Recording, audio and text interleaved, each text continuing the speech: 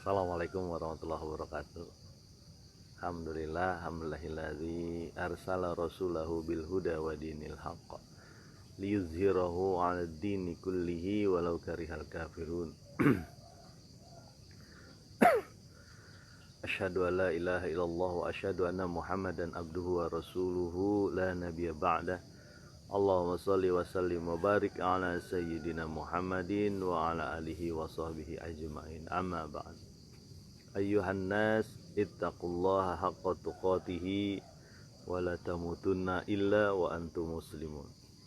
Sadaqallah wa sadaqa rasul karim. Alhamdulillah, jamaah kampung takwa asdan rahimakumullah, dan siapapun kawan-kawan yang mendengarkan atau melihat siaran ini, kita masih diberi kesempatan oleh Allah untuk berdoa di pagi hari, sholat di pagi hari, menundukkan hati kita kepada Allah, meyakini kita sebagai hamba, sebagai makhluk yang demikian rendah, yang tidak ada apa-apanya dibanding kekuasaan Allah Subhanahu wa taala. Mudah-mudahan Allah tetap mengingatkan kita, menjaga kita, membimbing kita menuju hidayahnya insyaallah. Jamaah kampung takwa asdan rahimakumullah, mari kita lanjutkan lagi ya. Masih di surat Al-Furqan ya. Surat tentang membeda antara yang hak dengan yang batil ya. Kemarin kita sudah sampaikan bagaimana hari di mana orang-orang yang berdosa ya, orang-orang yang zalim, yang lancang terhadap Rasul, itu menggigit jarinya ya, menyatakan penyesalan, menyesal dia terhadap apa yang telah dia lakukan di dunia ya, terhadap Rasul, terhadap Al-Quran, terhadap jalan dakwah ya. Sampai digigit tangannya karena merasa menyesal ya. Dan dia menyatakan dia juga menyesal dengan satu hal, apa? Memilih teman yang buruk ya. Teman yang membuat dia keluar dari peringatan dari Allah Subhanahu wa taala. Bayangkan, satu teman bisa menghancurkan dia selama-lamanya nanti. Khalidina fiha ya. Bisa terbayang oleh kita berbahayanya kita punya teman yang merusak dan menghancurkan. Banyak orang yang mengikuti kehidupannya karena melihat orang lain, karena melihat temannya atau melihat masyarakatnya. Dia tidak peduli, yang penting dia ngikut dengan masyarakatnya. Kalau bahasa lainnya, biarinlah, yang penting saya ngikut arus saja. Arusnya ke neraka ya masuk ke neraka. Ini sampai mereka menyebutkan, kenapa aku mengikuti fulan itu gitu. Menyesal dia ya. Nah, mari kita lanjutkan lagi di ayat yang ke-30 ya, ayat ke-30 surat Al-Furqan. Teman-teman silakan membuka Al-Quran, membuka Androidnya ya. Sama-samalah kita. Bismillahirrahmanirrahim.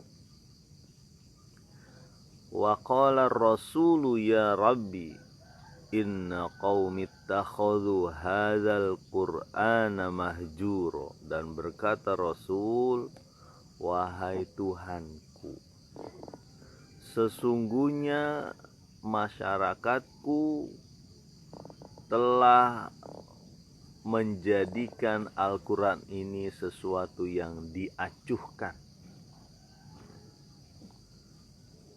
Jadi, nah, Rasul mengadu. Ini cerita tentang aduan sekaligus doa dari Rasul ya. Dan kata-kata Rasul ini mungkin juga diucapkan oleh Rasul sebelum Rasulullah SAW, Nabi Muhammad SAW. Apa dia bilang?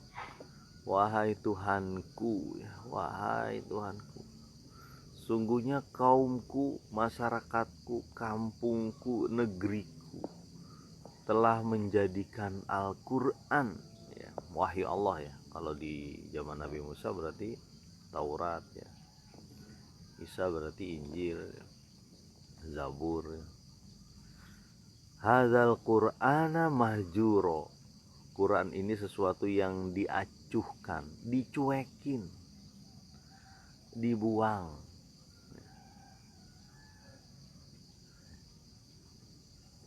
Ini bukti bahwa Nabi itu sudah mengarahkan seluruh usahanya untuk mengajak orang ke jalan Al-Quran, ke jalan Allah. Tetapi yang terjadi adalah orang-orang ini mahjuro, nyuekin, tidak diacuhkan. Mestinya ketika ada buku ataupun kitab yang mengajarkan kehidupan dia jadi benar, dia ngikutin, bukan menutup telinganya. Kenapa? Karena takut hatinya dipengaruhi Al-Quran. Banyak yang nutup telinganya begini. Tapi ini bukan ya. Ini mah headset. Mereka menutup telinganya, memasukkan jarinya ke telinganya ya. Supaya apa? Tidak dengerin Al-Quran. Dan mempengaruhi orang upaya menutup telinganya. Sampai ada salah satu musafir yang menuju Mekah waktu itu, disampaikan sama orang-orang, tolong kamu kalau sampai Mekah sekarang nih ya, saat-saat sekarang nih, jangan kamu dengerin yang namanya Muhammad atau pengikut-pengikutnya Muhammad. Tutup telinga kamu. Disuruh ya. Tapi yang namanya cahaya Allah tetap aja masuk pada orang-orang yang dipilih oleh dia. Orang-orang yang dalam hatinya ya, ada kecenderungan untuk kebaikan ya. Jadi terhadap Al-Quran itu mereka menutup telinganya ya. Kemudian yang kedua, mestinya mereka merenungi, dicek gitu, apa sih Quran itu, apa sih sesuatu yang membuat Rasulullah, sesuatu yang membuat Muhammad mau mengorbankan segala sesuatunya. Apa sih yang diseru ini? Mestinya kan dicek. Kalau perlu dibuka gitu, dilihat gitu. Kalau dia oke, direnungi gitu. Ini kan enggak. Ya. Malah diacuhkan, dicuekin sabadoteing. Sabadoteing dah enteng, kamu ngomong apa kayak saya nggak mau tahu. Nah, ini orang-orang yang tadi terpengaruh oleh fulan-fulan ini, apa teman-teman ini yang teman-teman saya nggak ada yang ngurusin tuh, nggak ada yang tertarik tuh sama dia, levelnya saya aja udah beda dengan mereka kan gitu. Kita orang-orang yang ya semua ada, harta ada, anak ada, keluarga ada, apa yang kita ikutin barang-barang baru kayak gitu. Nah, orang-orang yang terpengaruh dengan arus ya. Sampai mestinya dia dengarkan, ditutup telinganya. Mestinya dia renungkan, dihilangkan hatinya, itu berusaha dia tutup hatinya gitu ya. Selain itu, kita tahu bahwa Al-Quran itu huda kan, petunjuk ya. Petunjuk, setiap kata-katanya itu runut gitu, ada arahan di situ, dan orang yang hatinya bagus dia akan ngikut. Tuh. Orang yang hatinya bagus dia akan ngikut dengan Al-Quran. Dan betapa banyak orang-orang yang terpengaruh dengan bacaannya Al-Quran. Dari bacaannya aja, belum artinya itu. Artinya Al-Quran dia mungkin nggak ngerti, tapi terpengaruh dengan bacaan Al-Quran ya. Qul huwallahu ahad, katakanlah Allah itu satu. Orang berpikir mestinya orang mendapat petunjuk dengan ini. Oh iya ya, kalau kita nyembah ini banyak banget, ini ada 360-an berhala di sekeliling Ka'bah. Yang ini pengen begitu, yang ini pengen begitu, yang ini sifatnya begini, itu gimana gitu ya. Jadi termasuk ini orang-orang mungkin berada di zaman ini sekarang, orang-orang yang mengacuhkan Al-Quran, membuang ayat-ayat Al-Quran. Ya, dia buang kan. Dimasukkan pemikiran-pemikiran yang jelek. Lihat aja kondisi misalnya ya, apa-apa yang diajarkan oleh anak-anak kita kepada anak-anak kita, entah di sekolah ya, sekolah dasar, menengah, lanjutan ya. Coba kita lihat apa yang diajarkan di mereka ya.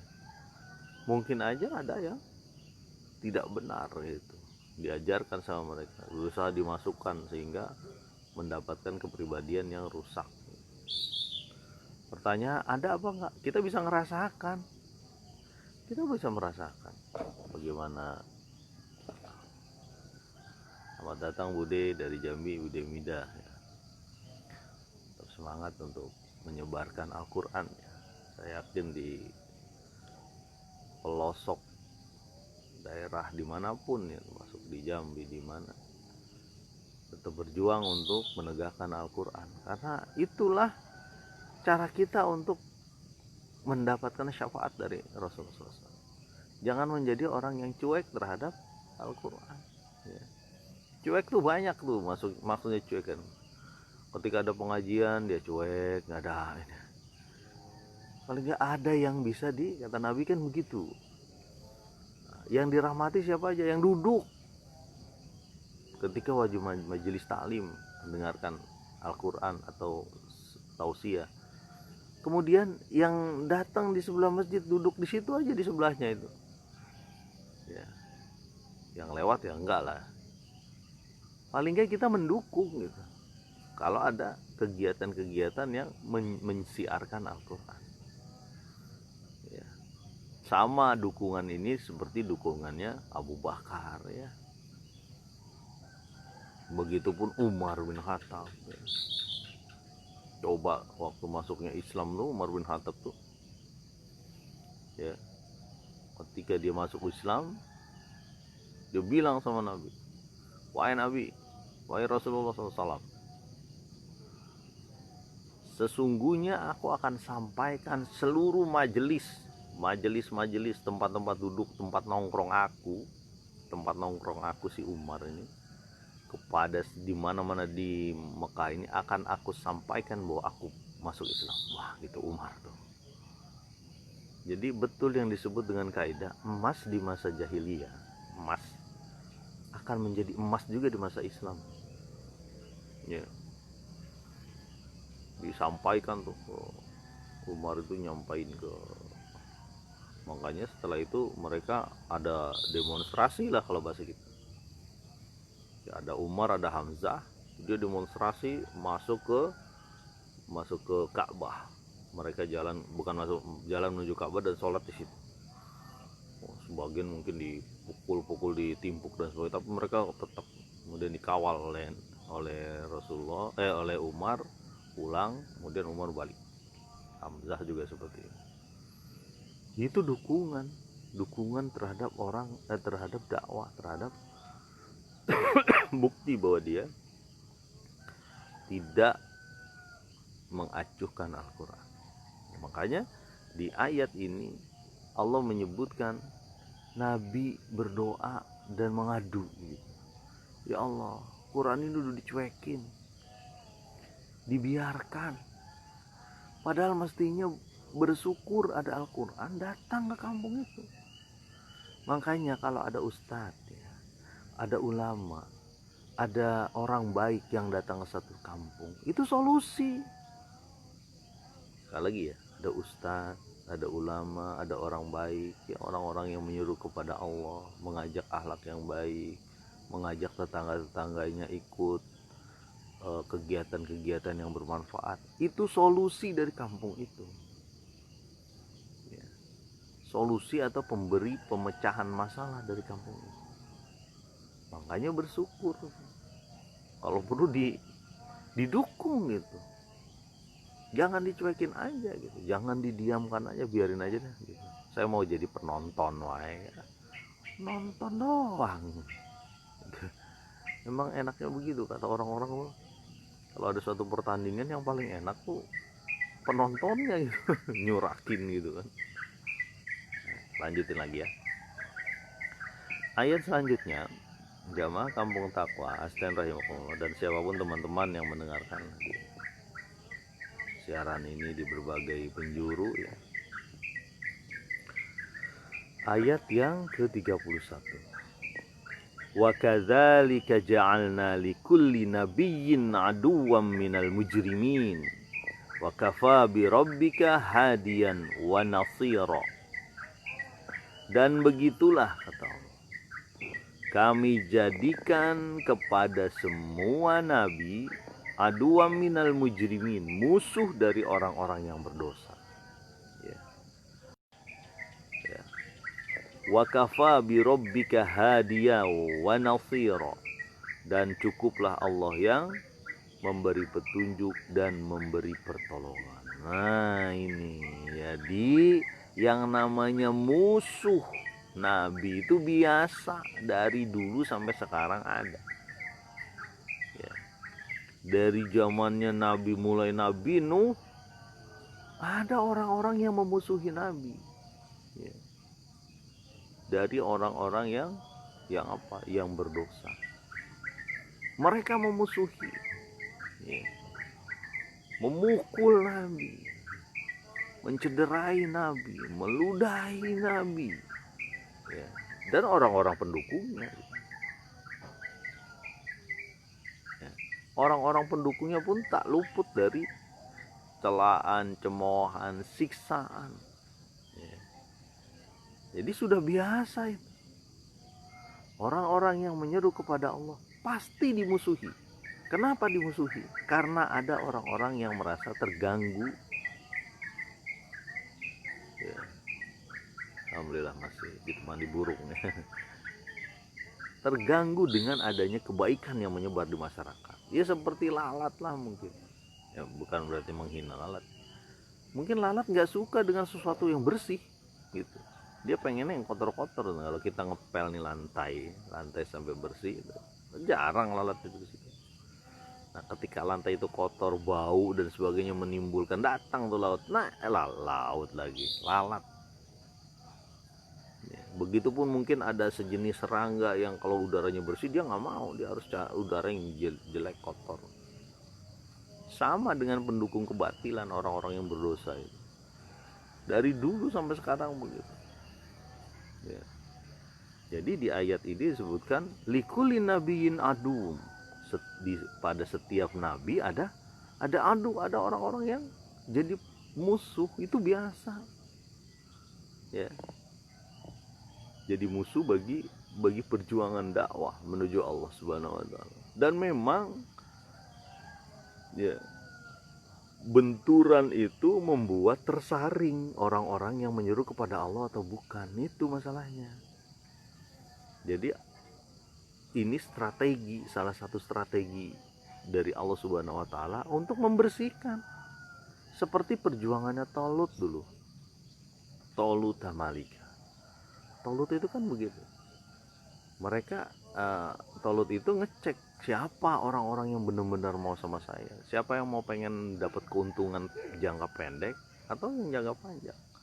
Kalau yang keuntungan jangka pendek cepat hilang gitu. Tolut itu menguji dengan apa? Bin nahar, dengan satu sungai. Faman syariba minhu ya falaisa minni. Wa man lam yat'um minhu fa innahu minni illa man iktarafa ghurfatan biyadi.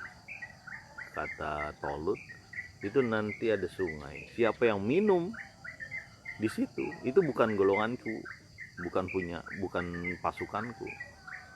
Ya, yang minum bukan pasukan, kecuali seteguk air atau ini apa nih? Setangkupan tangan. Cuma sekedar menghilangkan kehausan. Betul. Ketika ketemu sungai, pasukan Tolut itu, wah nggak cuma minum, mandi, wah semuanya lah habis. Ya, padahal itu diingatkan ini ujian. Kenapa? Kalau orang udah minum, mandi, bermain-main di sungai, udah lupa dengan perjuangan. Makanya yang datang zaman Tolut itu sedikit aja yang melawan Jalut itu.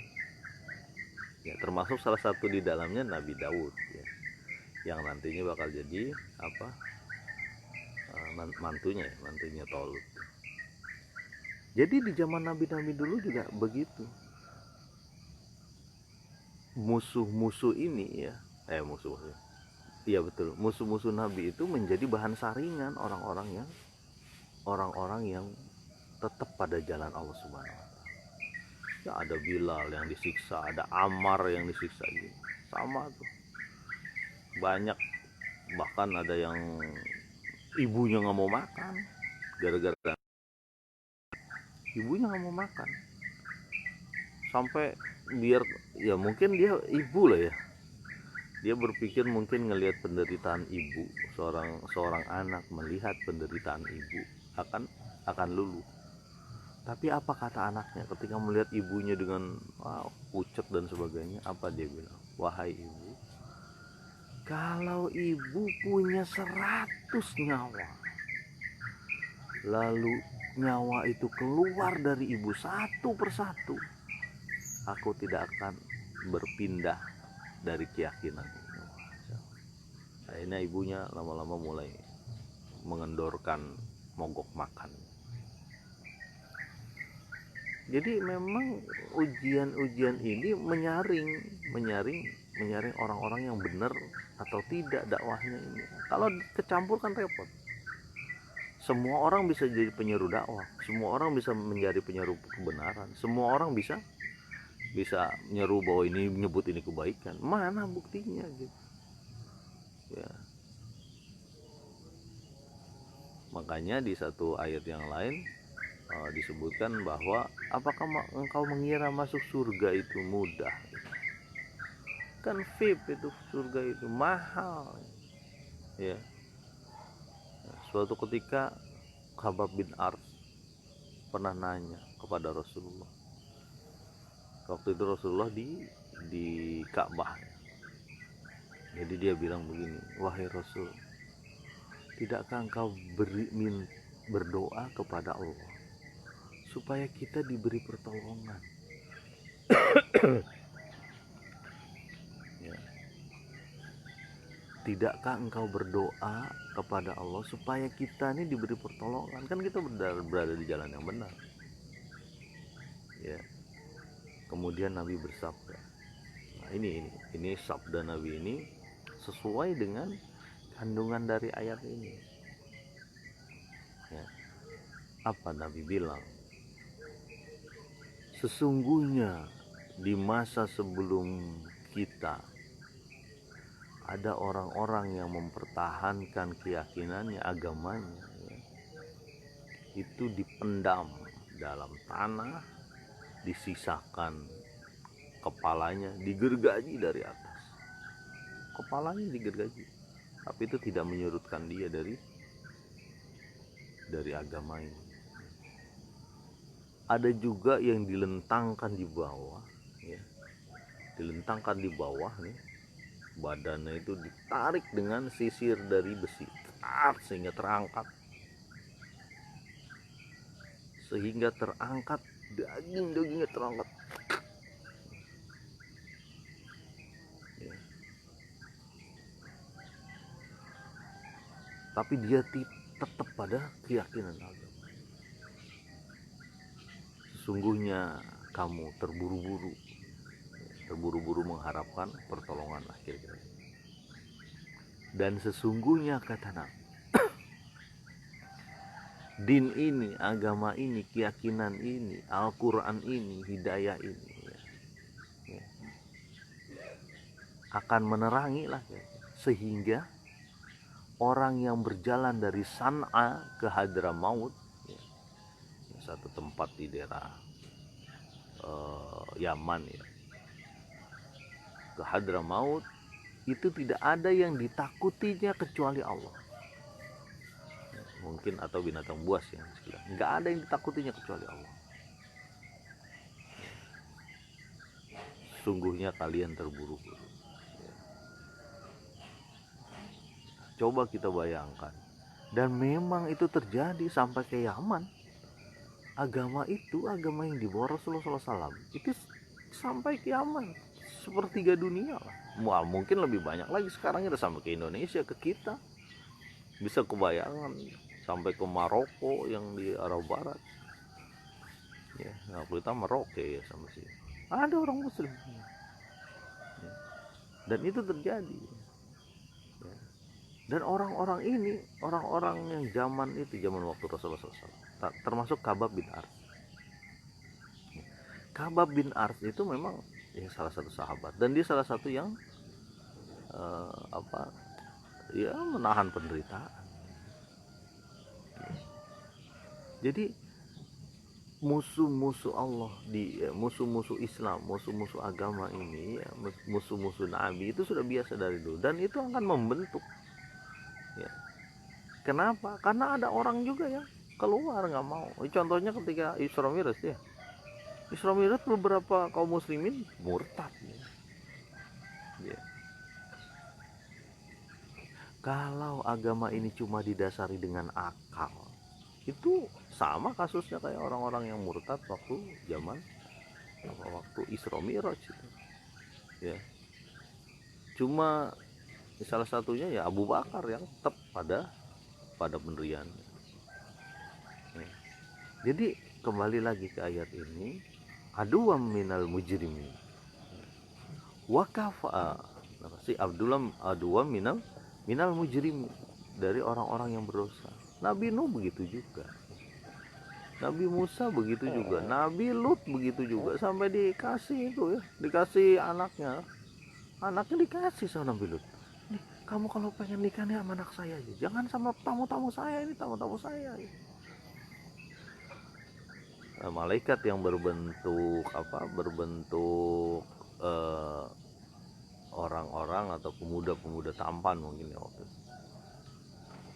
Janganlah engkau merusak saya dengan merusak kehormatan tamu saya.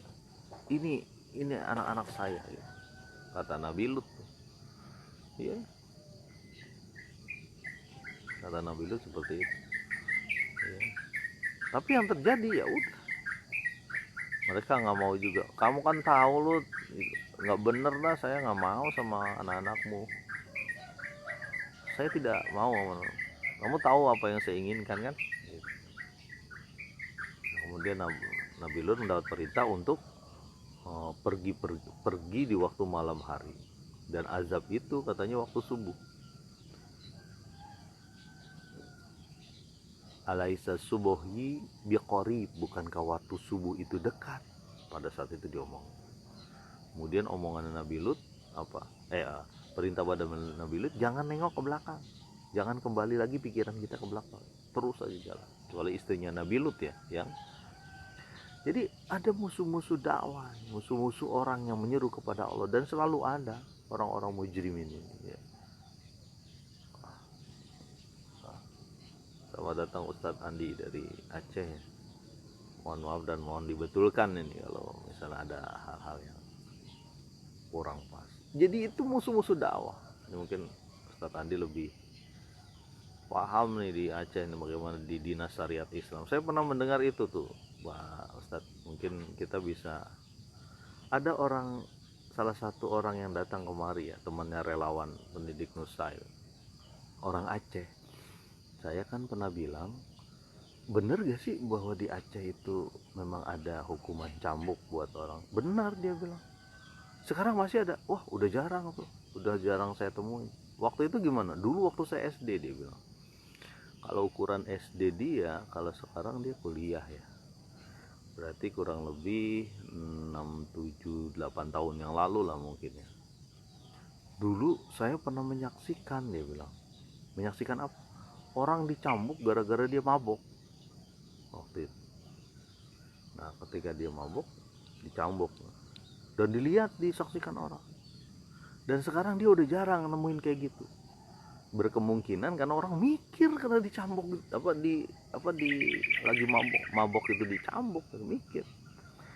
Jadi salah satu hukuman saja itu, hukuman bagi orang-orang yang mabuk gitu aja dijalankan, itu bisa membuat masyarakat berpikir untuk melakukan hal itu. Memang ada orang-orang yang hanya dengan cara kekerasan hatinya bisa lunak gitu, bisa.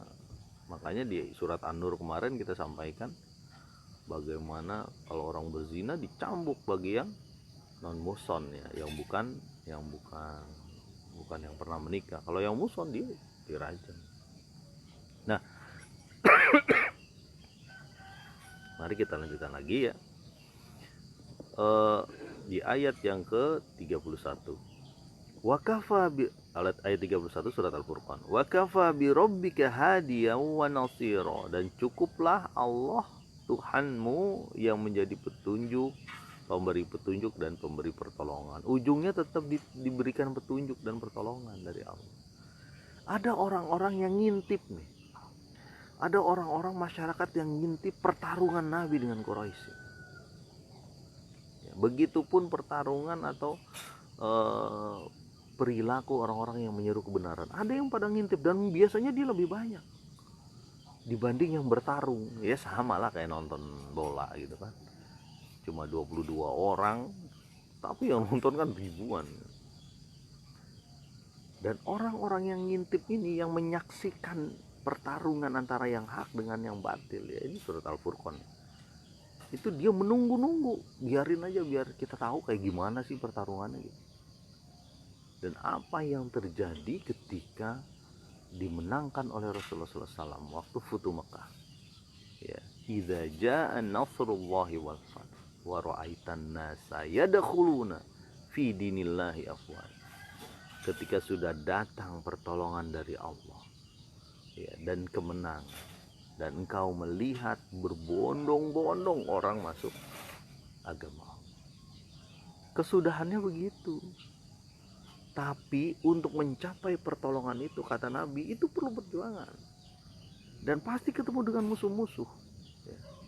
Kemarin kita ceritakan bagaimana Nabi diinjak, lehernya diludahi. Ya. Sampai disampaikan oleh Nabi, kalau aku ketemu engkau di luar Mekah, aku penggal kepala. Dan itu terjadi. Terjadi.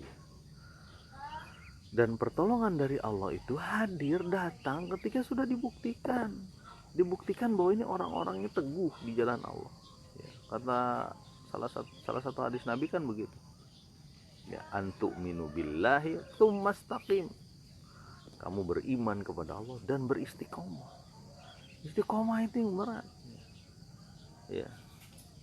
Kita nih udah besar, udah dewasa, istiqomah kita wah luar biasa berat.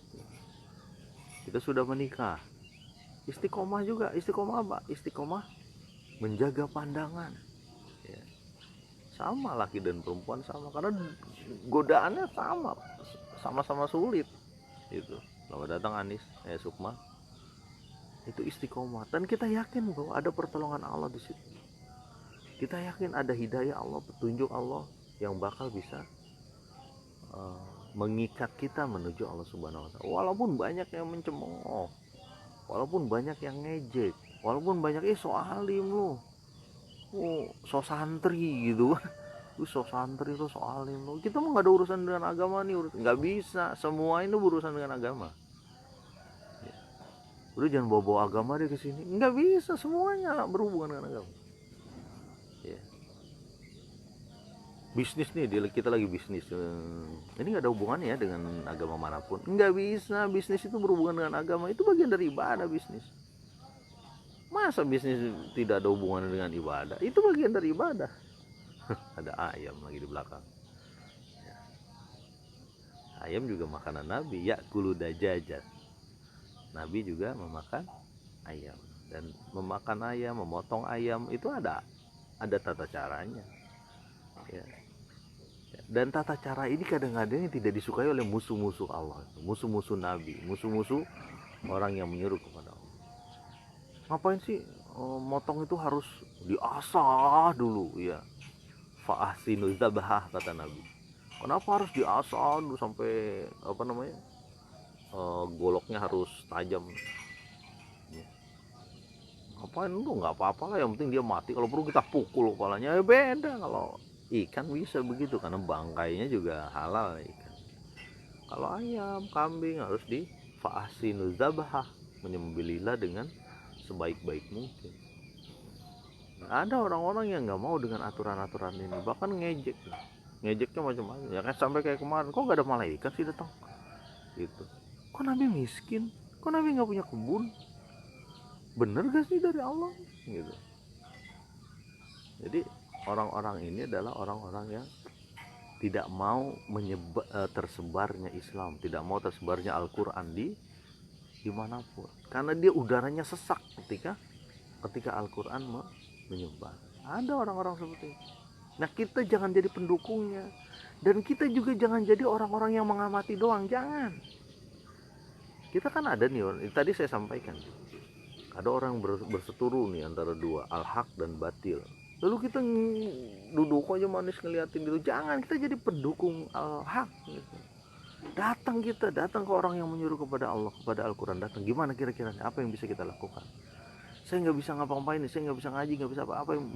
Mungkin harta saya bisa sumbangkan, mungkin pikiran saya, atau mungkin anak-anak saya di ini saya mungkin agak berat, nggak, silakan. Tapi ada usaha untuk itu, usaha untuk menyebarkan dakwah. Apapun yang kita lakukan, kesulitan pasti terjadi. Ini salah satu contoh sedikit nih. Ada relawan kita itu memberikan sumbangan ke satu kampung ya. Kebetulan kampungnya di rumah dia ya. Nah, kebetulan ada yang memberi sembako, alhamdulillah. Kemudian kita sampaikan, Kak, tolong mana yang kira-kira sangat membutuhkan di kampung tersebut, kita berikan nih, kebetulan ada sembako, alhamdulillah. Nah orang ini ya, relawan kita ini langsung memberikan kepada orang yang membutuhkan, karena dia sudah lihat di situ, dia sudah lihat orangnya gini-gini, dan beberapa bantuan itu nggak sampai ke situ ya. Salah satu petingginya atau tokoh-tokoh di situ menahan lah, kalau ada bantuan dari mana-mana ditahan. Padahal dia tahu, relawan itu tahu bahwa masyarakat itu sangat membutuhkan. Coba perhatikan apa kata-kata orang kaya di situ. Sekali lagi nih, perhatikan ya. Kata-kata orang kaya di situ adalah, ya, orang miskin aja mau bagi-bagi sembako. Tuh, bayangkan. Orang-orang kaya itu bilang, itu relawan itu, orang miskin aja mau bagi-bagi sembako. Dihina, diejek gitu. Dia sendiri tidak melakukan gitu. Ya. Dia sendiri tidak melakukan itu kepada warganya. Tapi ketika ada orang yang melakukan, dia bilang apa? Orang miskin aja mau bagi-bagi sembako. Itu kalau kita lihat bagaimana ada orang-orang yang mengejek dan sebagainya, itulah musuh-musuh Nabi, musuh-musuh orang yang mudah-mudahan ya.